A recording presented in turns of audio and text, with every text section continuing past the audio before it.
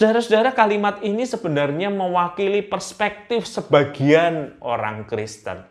Mereka merasa kalau mereka sudah memutuskan untuk mengikut Yesus, maka menjadi tugas dan tanggung jawab Tuhan Yesus itu untuk menjaga hidup mereka lurus dan mulus.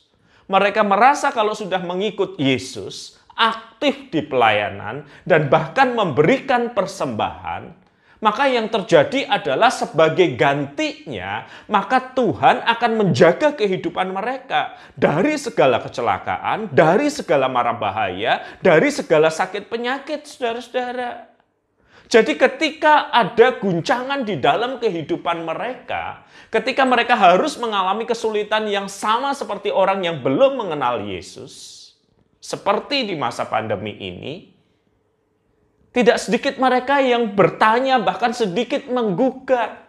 Saya kurang apa, Pak? Salah saya di mana? Mengapa kesulitan ini terjadi?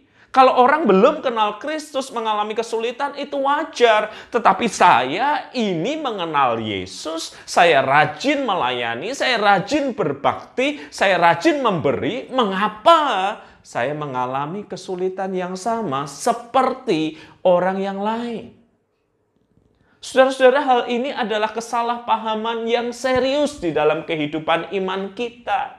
Yesus sama sekali tidak pernah menjanjikan, bukan, bahwa ketika Anda dan saya percaya kepadanya, maka semua akan menjadi indah, maka semua akan menjadi lurus, maka perjalanan kehidupan akan mulus, bukan? Bahkan ketika kita membaca Alkitab kita, saudara-saudara, kita akan menemukan sejak para murid mengikut Yesus itu, hidup mereka tidak luput dari kesulitan, kesukaran, dan pergumulan.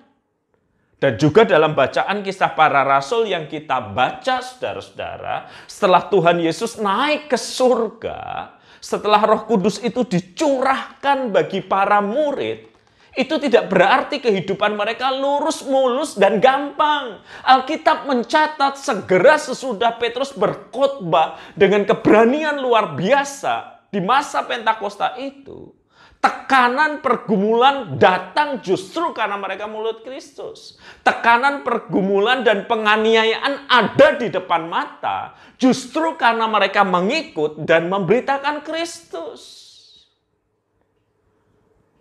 Oleh karena itu, saudara-saudara, biarlah kita memaknai dengan tepat apa yang sebenarnya Tuhan janjikan dalam kehidupan kita. Tuhan tidak pernah menjanjikan, saudara-saudara, ketika Anda dan saya mengikut Dia, maka hidup kita lurus dan mulus.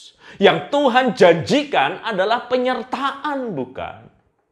Yesus berkata, aku menyertai kamu senantiasa sampai akhir zaman.